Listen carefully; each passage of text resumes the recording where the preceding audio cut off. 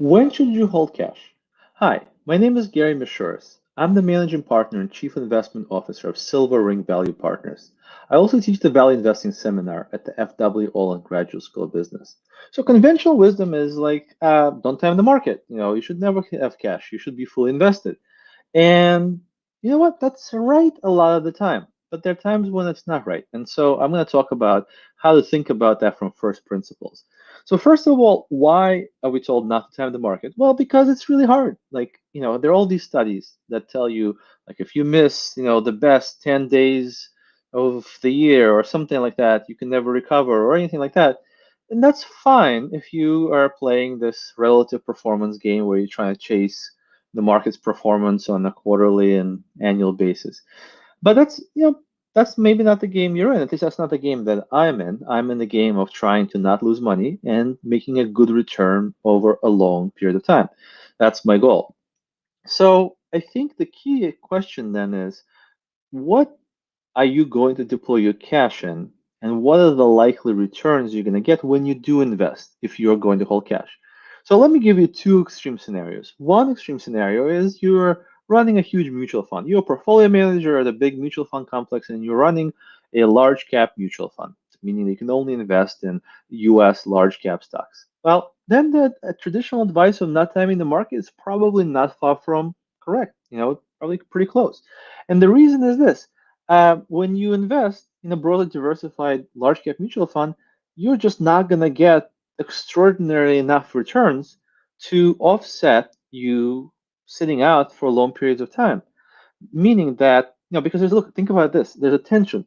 You're giving up the market rate of return, whatever that might be. Most of the time it's positive, not always, for some period of time, because you think that when you do invest, the higher rates of return are going to more than offset the times that you're sitting out.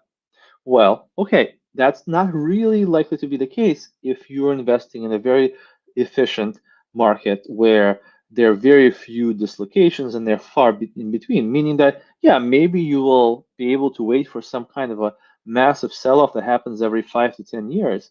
But if you have to sit on the sidelines for 5 to 10 years, even if you make, an extra 50% every decade doing that, that might not be enough to offset the market rate of return over that decade. So I think in that scenario, probably not timing the market is right. Now, let me give you a very different scenario, which is you're, managing a much smaller, more nimble pool of capital. That's my case, and that's probably your case as well. I don't think that, too many managers of 10 plus billion mutual funds are listening to this. Maybe if you are, who knows? Hello, if you are. So the point is then, if you are able to invest in a small set of select opportunities that are very likely to give you very high internal rates of return, when you do deploy the capital, those high IRRs are going to more than offset the foregone returns that you're going to forego when you wait in cash on the sidelines. So that's the trade-off. The question is, what are you investing in when you do invest? Now, for instance, I think one of Seth Klarman's of Baupost Group's letters mentioned a couple of years ago that those who don't understand Baupost think that Baupost returns are achieved despite its average cash balance, which is supposedly something like a third of the assets are on average in cash. On average, right? Not at extreme, on average. And then the quote goes on to say that those who do understand Baupost understand that the returns achieved by Baupost are not in spite of the cash, but because of the cash. So what does Seth Klarman mean? He means that that cash is very much congruent and consistent with his strategy, that he is able to invest at very high rates of returns when times of distress come about and liquidity drives up, and there aren't that many entities or individuals that are able to or willing to write billion-dollar checks, and he can. And 0809 was a perfect example for Baupost Group and how they basically were able to buy distressed assets after the great financial crisis. But you don't have to be Seth Klarman. Let's say you're investing in small, inefficiently priced stocks where occasionally you're going to get opportunities to invest at 30 to 50 cents on the dollar of value in a stock. Now, that's not going to happen every quarter. Might not even happen every year.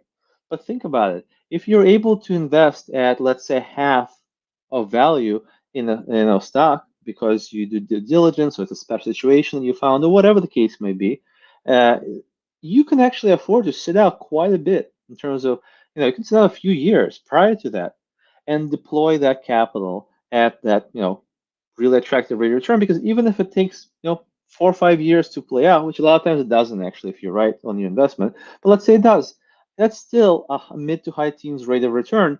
So even average with a rate of return of zero for a couple of years waiting for the opportunity, you're still going to get a very attractive all-in internal rate of return for the whole period, including the period where you kept your money in cash. And by the way, this is particularly relevant right now. Why? Because the markets are pretty dangerous. You have clear bubbles happening in parts of the market. Other parts of the market are just expensive or reliant on interest rates staying perpetually low.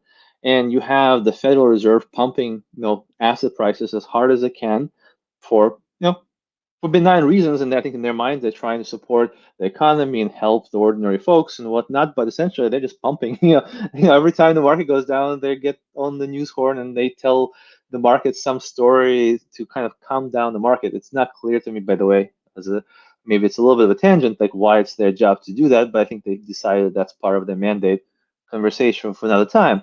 But regardless, the markets are set up for a very asymmetric potential of either very moderate returns if things work out the way the powers that be intend, or alternatively, a pretty big crash if things don't. And I don't know which one it's going to be, but it's not an attractive proposition overall. So therefore, and by the way, it's not like there's tons and tons of bargains, at least not ones that I'm finding. There are a select few, but there are not few and far between. What that tells me is that it's okay if you're nimble and if when you invest your capital, you're likely to do so at high expected rates of return. It's okay to, wait in cash until you find something better. Because remember, if you don't lose money, you always can make up the returns in a great investment.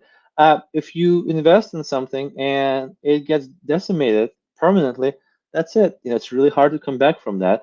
And at least from my approach, I would much rather forego an extra unit of returns in order to guarantee, or at least not guarantee, but give myself a very high probability of that extra safety to know that I'm unlikely to lose my money and my partner's money, and that I'm very likely to long term make a good rate of return, which is all I'm trying to do. Hopefully, I can do even better. But if not, a good, safe rate of return is nothing to be sneezed at. Hope this was helpful to you. If it has been, please hit like, subscribe, and I hope to see you in the next video. Take care.